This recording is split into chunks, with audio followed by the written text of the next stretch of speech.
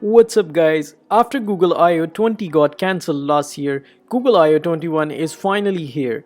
In this video, we are going to quickly go through keynotes for Android.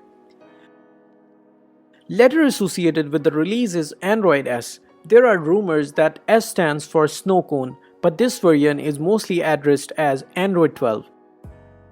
Deprecated annotation that was previously deprecated is now undeprecated. Wait, what? Basically, Android team said there was some error in the documentation generation script, which when saw deprecated annotation being used in the documentation, marked the class deprecated. This is fixed in Android 12. Just like previous version, this version is claimed to be the biggest overhaul to user interface. Every Android device has some basic color scheme. From the default theme, you can get an accent color. As an app developer, when we wanted to harmonize with those colors, we could use the theme. Starting from Android 12, that palette has been significantly enriched. You would see the lock screen, home screen, notification screen, all using this palette. In Pixel devices, the Android has moved one step further by automatically picking up the color of your wallpaper. If you want to go beyond device default, a very complex and enriched palette of 5 colors, 2 neutrals and 3 accent colors are available. Not only this, but an entire 12 shades of the material color numbering scheme, everything from 0 to 1000 is now available. This means as a developer, we can use the public API of those 2800 color system accent. Widgets has been here for years, and according to a recent report, 84% of the users uses at least one widget on their phone. To make widgets experience more delightful, Android team has claimed to do a lot of work in the widgets, like better widget picker, search for the widgets, and the required configuration step when the user places a widget has been removed. And for you as a developer to make your widgets look better, you can use all the colors from thousands of palette colors that has been introduced in Android 12. So your widget aligns perfectly with the system UI, and there's a whole new API of refreshing widgets that you can check. Who doesn't get annoyed by the app cold start, which is almost measurable as latency? In Android 12, a new default splash screen with a nice zoom in animation of icon has been added while your app will be loading in the background. So perhaps no more white screens on the app start. And the best thing about this default animation is that it's system ready. So unlike your own previous splash screen, it doesn't need to wait for all the resources to load before finally showing up. But if you don't like this default animation, you can tailor this system splash screen according to your own needs or build a custom one.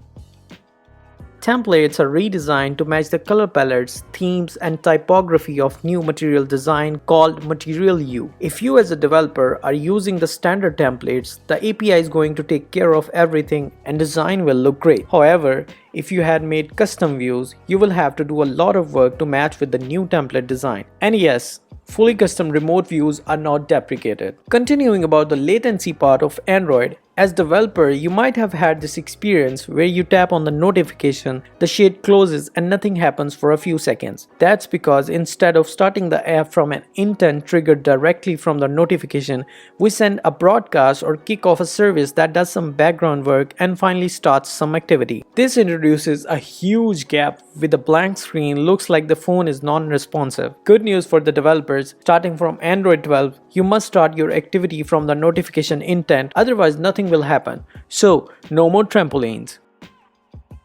Toast, which looks like lost babies in the park. We are never sure which app is sending them. Starting from Android 12, icon of the app sending the toast will be added, so we know which app the toast is associated with. Also, the amount of text you can add in the toast has been reduced. Who doesn't love picture-in-picture mod? When you resize picture-in-picture content, that works great for the video content. On every frame of resize animation, Android resizes the content, which works great for the video but not for the UI. So there's a new API where you can use a crossfade instead, which will work a lot better for some data that is not as simple as a video content. Finally, something that iOS developers were enjoying since many years, the blur effect. There's a new API called Renderview that you can use to blur any view, like your image view, window, what's behind the window, or what's inside the window. Now on every tappable area, there will be a whole new sparkle effect that's part of the ripple effect now, completely compatible with the existing design. Now since every design is refreshed, now instead of a glow effect, we now have a stretch effect. So whenever you reach end or start of a list, you will see this nice stretch effect. Just like the support for image formats like WebP and HEIF in the past, now there's a support for a new image format called AVIF. With AVIF, you can create the images that are same or lesser size on the disk. Not only this, AVIF support other options like lossless compression, it has an alpha channel, supports HDR, unlimited images, and 10th and 12th bit color. Some browsers like Google Chrome already support this format. You can take an audio track from a media player and you can send it to a haptic generator, which is going to generate vibration patterns or haptic patterns from the audio. So let's say you have a game where you would like the footsteps of the character to give a vibrating sensation that can now be achieved through haptic generator. As a developer, we have always wondered why a Bluetooth access required location permission. That has made our apps look suspicious and oftentimes resulted in getting 1 stars in the Play Store. Starting from Android 12, there's a new Bluetooth permission where you use the Bluetooth without needing the location permission.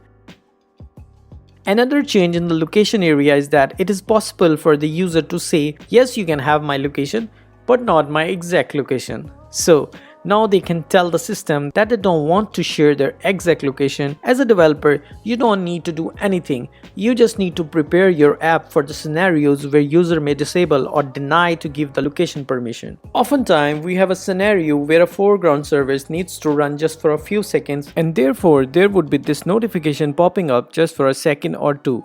Now in Android 12, this has been delayed. So if the notification will be gone within first 10 seconds, then it's not going to appear at all. So less visual noise for the user. Now Android is disallowing foreground service to be launched from the background. I hope I make sense.